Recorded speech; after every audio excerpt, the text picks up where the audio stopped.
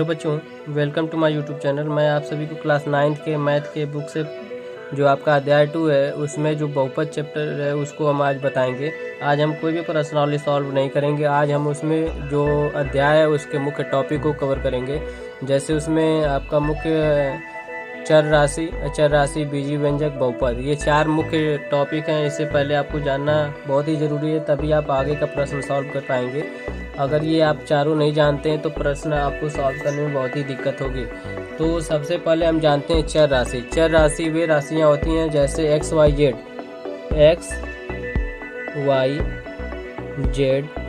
X Y, ये सब क्या है, सब आपका चर राशियों के अंदर आता है। चर राशि क्या कहलाती हैं, जो एक्स वाई जेड है ये सब चर राशि।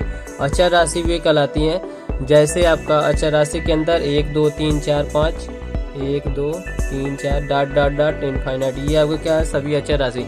गिनती वाली सभी संख्याएं क्या होती हैं, आपकी अचर राशि में आती हैं।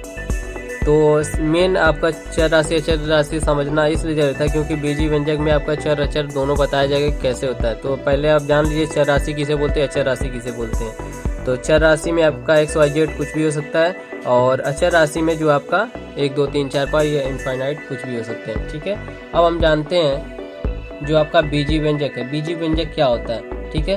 तो चलिए बीजीय व्यंजक पहले हम जानते हैं। तीसरा जो इसका 2 तो आप लोग जान गए, तीसरा बीजीय व्यंजक, बीजीय व्यंजक इसे मैंने इसलिए लिया है क्योंकि आप बीजीय व्यंजक के बारे में नहीं जानेंगे तो बहुपद के बारे में भी नहीं जान पाएंगे। इसलिए बीजीय व्यंजक को मैंने लिया कि बीजीय व्यंजक को आप जब जानेंगे तब आप बहुपद के बारे में जानेंगे। तो बीजीय व्यंजक किसे कहते हैं, 2 चर राशियों, 2 चर संख्याओं का गुणनफल क्या होता है, 2 चर संख्याओं का गुणनफल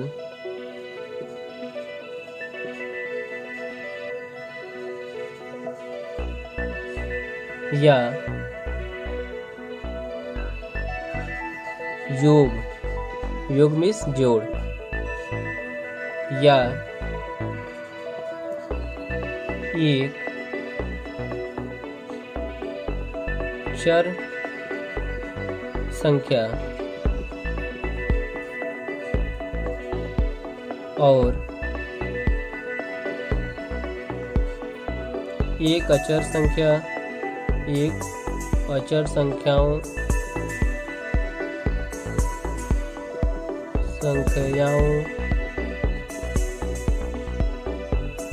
का गुणनफल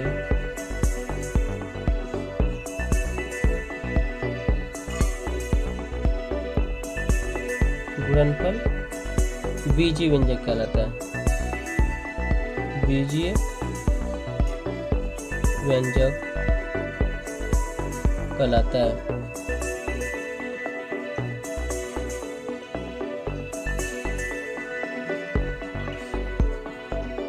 बीजीय व्यंजक किसे कहते हैं, 2 चर संख्याओं का गुणनफल या योग, या एक अचर संख्या और एक चर संख्याओं का गुणनफल या योग बीजीय व्यंजक कहलाता है। अब आपको चर और अचर समझ में आ गया तो इस हिसाब से आप इसे कर सकते हैं। अब बीजीय व्यंजक का उदाहरण देख लेते हैं। जैसे एग्जाम्पल क्या होता है, जैसे इसमें प्रश्न में आपको कहा गया है कि 2 चर संख्याओं का गुणनफल, कोई भी 2 चर संख्या जैसे एक्स वाई जेड, तो क्या होगा, एक्स इंटू वाई, ये आपको क्या हो गया, एक्स वाई। तो ये आपको क्या लिखा है, 2 चर संख्याओं का गुणनफल, तो गुणनफल क्या कहलाएगा, या योग, जैसे एक्स प्लस वाई, ये आपको क्या होगा, योग, या एक चर संख्या और एक अचर संख्याओं का गुणनफल या योग बीजीय व्यंजक कहलाता है। देखिए ये भी आपका बीजीय व्यंजक है, ये भी बीजीय व्यंजक है, या आपका ये भी हो सकता है x इंटू 4। देखिए इसमें एक आपका चर संख्या एक अचर संख्या दोनों का गुणनफल करें तो 4x आ गया, ये भी आपका बीजीय व्यंजक कहलाएगा। या आपका x इंटू एक्स दे दिया गया, ये भी आपका बीजीय व्यंजक कहलाएगा। ठीक है, तो बीजीय व्यंजक क्या कहलाएगा, ये आप परिभाषा याद कर लेंगे तो इस हिसाब से आप कर सकते हैं।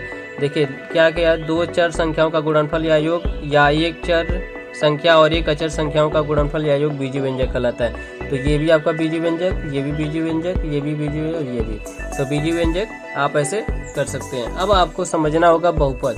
बहुपद क्या है, कैसे इसे सॉल्व करते हैं। बहुपद मेन इंपॉर्टेंट है क्योंकि यही आपका चैप्टर का नाम भी है बहुपद, और इसमें बहुत से प्रश्नावलियाँ दी गई हैं। तो पहले बहुपद के बारे में आप जानेंगे, फिर आप प्रश्नावली अगले वाले वीडियो से हम सॉल्व करना आपको बताएंगे।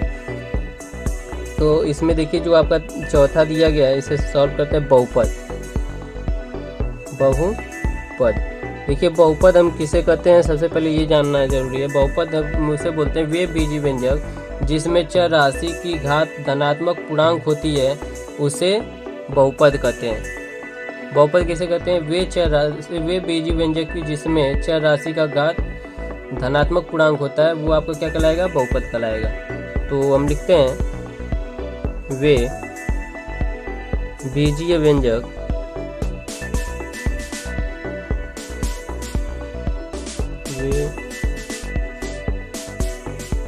बीजीय व्यंजक जिसमें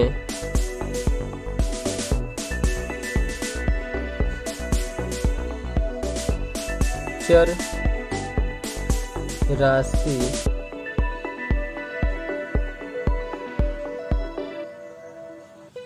की घात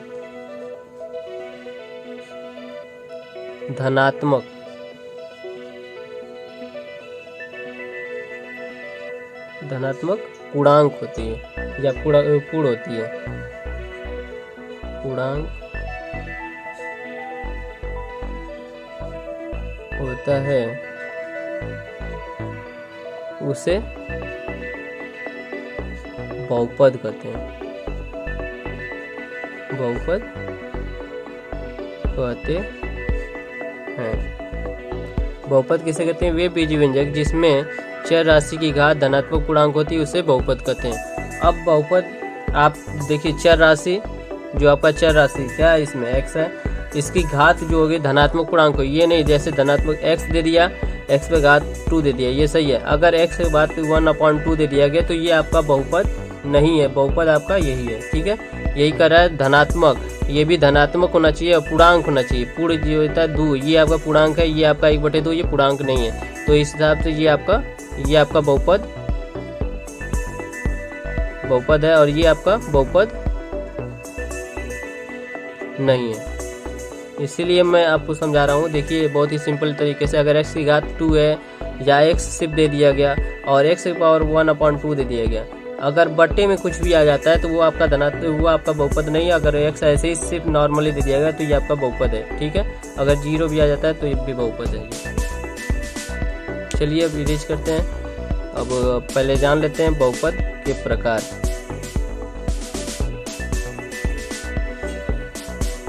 देखिए बहुपद आपके 3 प्रकार के होते हैं।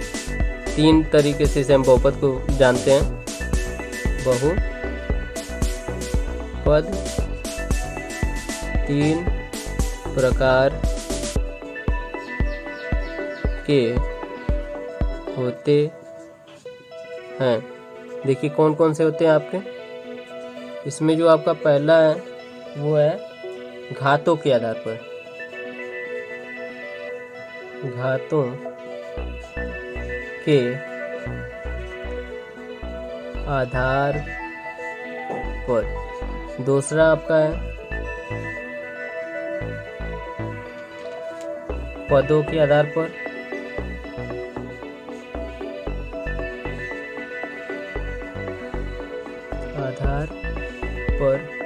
और तीसरा है आपका गुणांक के आधार पर।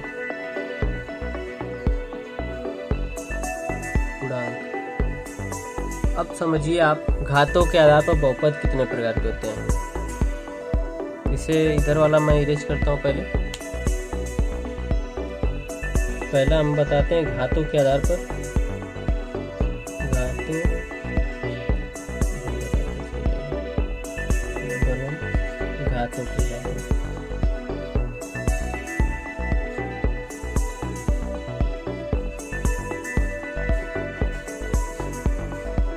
घातों के आधार पर जो आपके बहुपद हैं वो निम्न है। जैसे पहला होता है रैखिक बहुपद। रैखिक होता है रैखिक बहुपद। जिसमें सिर्फ बहुपद की घात एक होता है, जैसे ax प्लस b। देखिए इसमें x के पावर सिर्फ एक होगा तो ये आपका रैखिक बहुपद कहलाएगा। और देखिए इसमें जो a b है ये आपका अचर संख्या है, और यहाँ पे a b जो दिया गया है यहाँ पे अचर संख्या रखते हैं। जैसे मान लीजिए 2x प्लस 3, ये क्या हो गया, रैखिक बहुपद हो गया। यहाँ पे देखिए 2 आपका ये a की जगह है और b की जगह, ये b जो है ये आपके सब अचर संख्या है, और जो आपका x ऐसे ही लिखा गया है ये आपके देखिए इसके पावर अब जब कुछ भी नहीं होता तो एक होता है, तो ये आपका 2x प्लस 3 ये आपका रैखिक बहुपद है। ऐसे बहुपद को हम पहचानते हैं। फिर दूसरा देखिए, दूसरा होता है द्विघाती बहुपद। द्विघात बहुपद या द्विघाती बहुपद भी बोलते हैं। द्विघात बहुपद क्या होता है, जैसे देखिए ax square plus bx plus c। इसका एग्जाम्पल तो यहाँ पे देखिए, इसका एग्जाम्पल क्या होगा 2x प्लस 3, ये हो गया। इसका एग्जाम्पल देख लीजिए, इसका आप क्या यहाँ पे दिया ax square plus bx plus c। देखिए द्विघात मतलब दो घात, द्वि मतलब होता है दो और घात में घात, एक किसी भी चर पे दो घात होना चाहिए। जैसे x की पावर यहाँ पे 2 दिया है तो ये द्विघाती समीकरण हो गया। तो जैसे देखिए या द्विघाती बहुपद भी बोलते हैं। यहाँ पे हो गया 3x square plus 2x plus 3, ये आपका द्विघाती बहुपद हो गया। फिर आपका त्रिघाती बहुपद, त्रिघात बहुपद। त्रिघात बहुपद में आपका क्या हो जाएगा ax cube plus bx square plus cx plus d, ये आपका क्या हो गया त्रिघाती बहुपद। देखिए इसमें x की घात 3 हो गया तो त्रिघाती बहुपद या 3 घात बहुपद। फिर द्विघात मतलब 2 के घात होगा, इसी हिसाब से रैखिक अगर हो तो 1 घात, द्विघाती है तो 2, त्रिघात है तो 3, ऐसे हो सकता है। और भी आगे हैं लेकिन आपको बस त्रिघात तक ही पढ़ना है 9 में। इसके आगे जब जाएंगे तो आप इससे ज़्यादा बहुपद को पढ़ेंगे, ठीक है।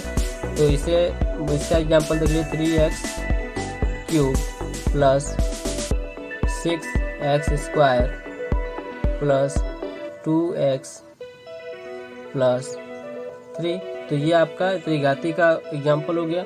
अब होता है चौथा, देख लीजिए ये आपको जानना है, 5 है, 5 में ना। अब आपका अचर बहुपद, अचर पद बहुपद।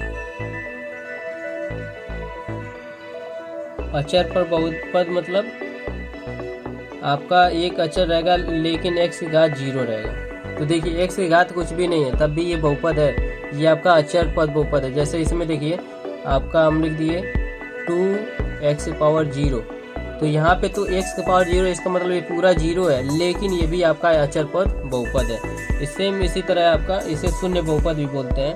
क्या हो जाएगा शून्य बहुपद। पांचवा देख लीजिए, थोड़ा दिख रहा तो है, ध्यान से देखिएगा। शून्य बहुपद या इधर बता देते हैं, देखिए शून्य बहुपद,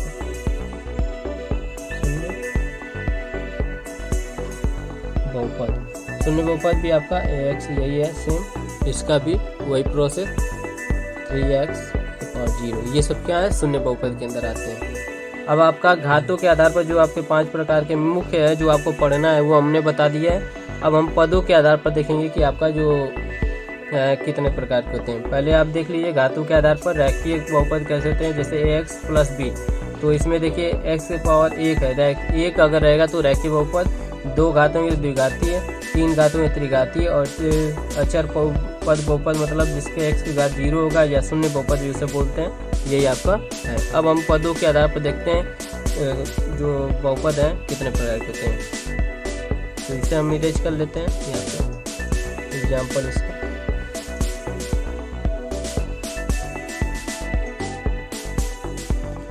तो हम देखते हैं जो आपका है पदों के आधार पर। नंबर 2, पदों के आधार पर।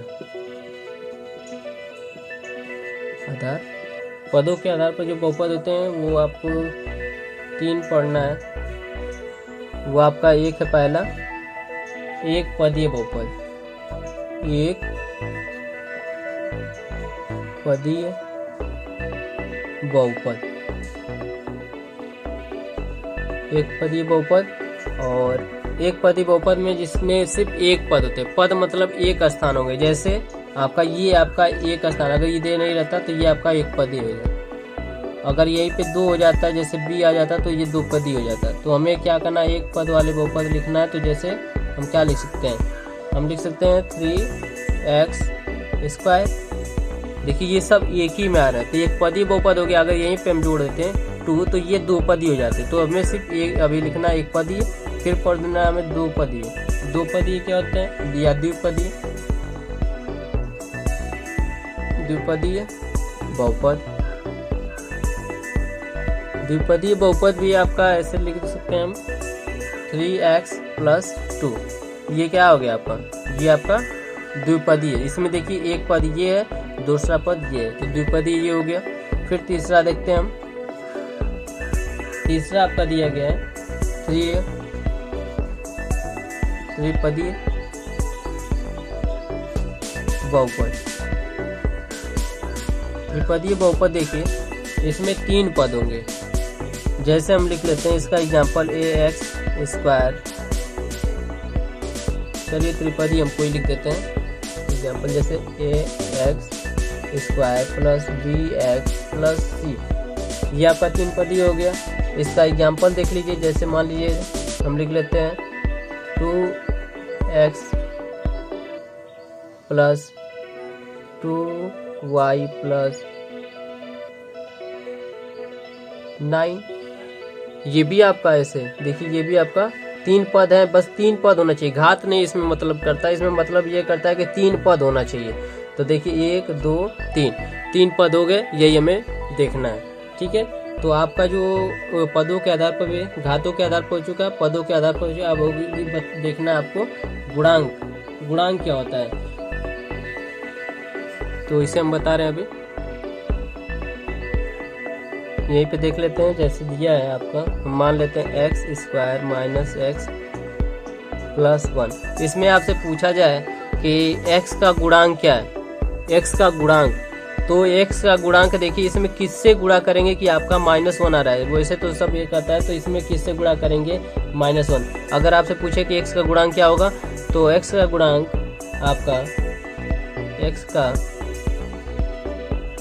गुणांक आपका क्या हो जाएगा, -1 हो जाएगा।